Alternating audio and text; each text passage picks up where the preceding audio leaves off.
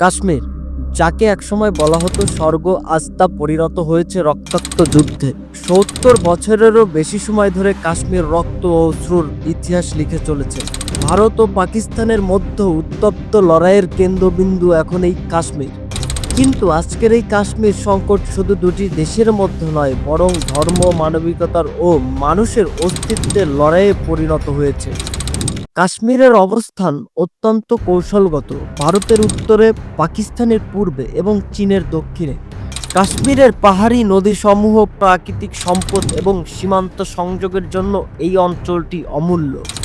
এই জন্যই কাশ্মীর কেবল আবেগ নয়, এটি অর্থনৈতিক, রাজনৈতিক এবং কৌশলের প্রশ্ন। 1947 সালে ভারত ভাগের সময় কাশ্মীর ছিল একটি স্বাধীন রাজ্য। শাসক ছিলেন মহারাজা হরি সিং। তিনি চেয়েছিলেন স্বাধীন থাকতে, কিন্তু পাকিস্তানি সমর্থিত উপজাতীয় বাহিনীর আক্রমণে তিনি ভারতের সঙ্গে যোগ দিতে বাধ্য হন। ভারত ও পাকিস্তান প্রথম যুদ্ধ শুরু হয় জাতিসংঘ হস্তক্ষেপ করে।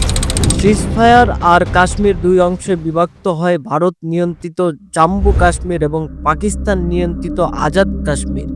তবে প্রতিশ্রুতি ছিল একদিন গণভোটের মাধ্যমে সিদ্ধান্ত হবে, কিন্তু সেটা আজও হয়ে ওঠেনি। 1950 সালে ভারত সংবিধানে কাশ্মীরের বিশেষ মর্যাদা দেওয়া হয় 370 ধারার মাধ্যমে। কাশ্মীরের নিজস্ব সংবিধান ছিল, নিজস্ব আইন ছিল এবং ভারতের বাকি অংশের আইন সরাসরি এখানে প্রযোজ্য হতো না। এই ব্যবস্থায় কাশ্মীরি মুসলিমরা নিজেদের সাংস্কৃতিক ও ভৌগোলিক স্বাতন্ত্র্য রক্ষা করত।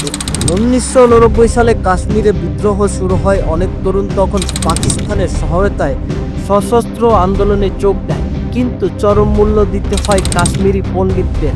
হাজার হাজার হিন্দু পরিবার রাতারাতি কাশ্মীর ছেড়ে চলে যেতে বাধ্য হয় আতঙ্ক, হত্যা ও জুলুমের ভয়ে।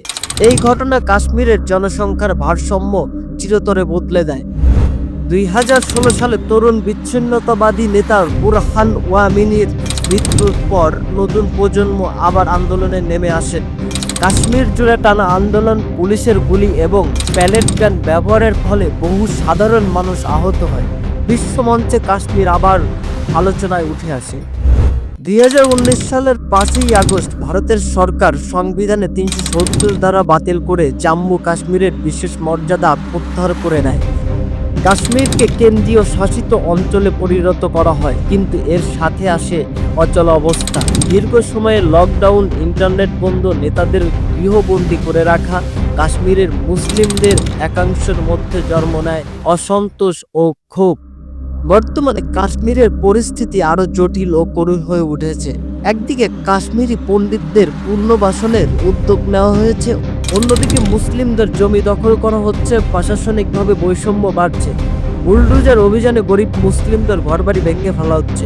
অনেক গ্রামবাসী বলেছেন তাদের জমি, জায়গা, ব্যবসা, শিক্ষা সবকিছু এখন অনিশ্চয়তা। বিশ্ব মানবাধিকার সংস্থাগুলোও কাশ্মীরের পরিস্থিতি নিয়ে উদ্বেগ প্রকাশ করেছে। জাতিসংঘ একাধিকবার মানবাধিকার লঙ্ঘনের বিরুদ্ধে উদ্বেগ প্রকাশ করেছে। পাকিস্তান ও চীন ভারতের সিদ্ধান্তের বিরোধিতা করছে। ভারত বলছে এটি তাদের অভ্যন্তরীণ বিষয়। মার্কিন যুক্তরাষ্ট্র ও ইউরোপিয়ান ইউনিয়ন আলোচনা ও শান্তির আহ্বান জানিয়েছেন, তবে এখনও পর্যন্ত স্থায়ী সমাধান আসেনি। কাশ্মীরের ভবিষ্যৎ নির্ভর করছে শান্তি প্রতিষ্ঠার উপর। শুধু সামরিক শক্তি দিয়ে নয়, ন্যায় বিচার, উন্নয়ন ও মানুষের আশা আকাঙ্ক্ষাকে সম্মান দিয়েই কাশ্মীরের সত্যিকারের সমাধান আসতে পারে। কাশ্মীরের সাধারণ মানুষ যারা শান্তি চায়, স্বপ্ন দেখতে চায়, তাদের কথা শুনতে হবে। এটি লাখ লাখ সাধারণ মানুষের আবেগ, ভালোবাসা, কষ্টের গল্প।